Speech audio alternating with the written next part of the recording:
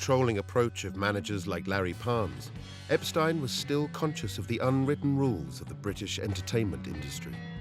If the Beatles were going to change the world, they'd first have to change their look. What I think he had was the instinct to realise the general overall sort of pattern of how things worked in this country. They were the savage young Beatles dressed in black leather and playing rock and roll to prostitutes, gangsters and all the rest of it in Hamburg, taking drugs and all the rest of it. They were the savage young Beatles. They would never have been accepted by the established media.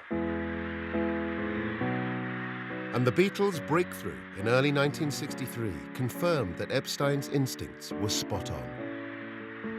He had successfully smuggled a unique band of rebels into the heart of the mainstream. Yet unlike the controlling managers that dominated the British entertainment world, he then simply set them loose. From the moment they soared to the top of the British charts, the press, radio interviewers and television presenters came face to face with the Beatles. And these quick-witted, confident and very modern young men chose to play the game by their own rules.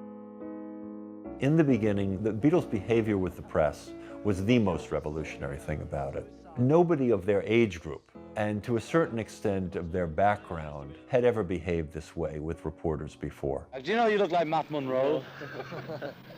Yeah. Give us a Russia with love. Thanks, boys. The Beatles were just audacious. When they were being interviewed, they kind of turned the tables. When Adam Faith or someone like that was interviewed before, it was very much, you know, kind of a master and servant kind of thing. Cliff, what sort of tour did you have? Oh, well, I can honestly say it's been probably the most pleasurable one we've had for some time, mainly because not just the audiences, but because we've had a few hours off and we've been swimming and sunbathing and things.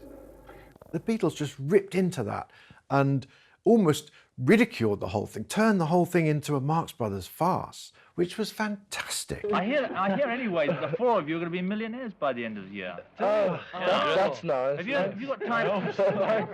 Have you got time to actually spend this money? What money? He said. Doesn't he give any to you? No. Can you see that car of his? It was very, very close to the way groups of male adolescents interacted with one another as a matter of course. This is what teenage boys and do. They try to top one another. They try to cut one another down, all of this sort of thing. The Beatles simply had the nerve to take this thing and to sort of perform it in front of microphones and cameras. John, there's a rumour in the news of the Beatles paper that you might be leaving the group. Rubbish. I'm Absolute contracted. Been trying to get out for years. You've been writing some poetry. What paper? A paper called The News of the Beatles. Never heard of it. Do you want to see it? No. Must be American. Part of their success came from the fact that they were not plastic, they were authentic. They came out of a fairly tough city, and they were just being themselves, and that was astonishingly, that was new. To actually be yourself was new.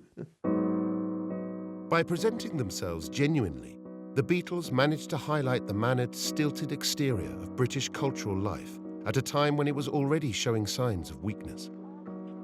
Polite society's attitude to all forms of behavior, in particular sex, had been prudish and stuffy for centuries. But by the early 1960s, things were changing. At the beginning of the decade, the novel Lady Chatterley's Lover was successfully published. Withheld from the general public since the late 1920s, this erotic tale of love across the class divide became a phenomenon upon its release, quickly selling over 3 million copies.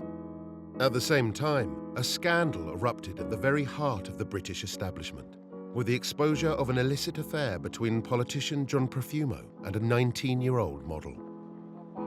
The uptight sexual attitudes of the British were being confronted in public, and then Beatlemania happened. By the summer of 1963, the band's overwhelming effect on teenage girls was becoming a nationwide epidemic. Their critics warned that the Liverpudlians had unleashed a wave of sexual frenzy in their female audience. Yet the liberation that the Beatles offered these girls was more complicated than it first appeared. What everybody wanted to think and also didn't want to think was this was somehow all about eroticism. This was all about sex. And what was going on here was that these young women were having something that looked like it simulated a sexual experience in response to the sight and sound of the Beatles. And therefore it was always talked about and written about in Freudian terms of hysteria, which of course is a sexually charged term also. Were these girls orgasmic? Was this orgasmic? That's not what was going on.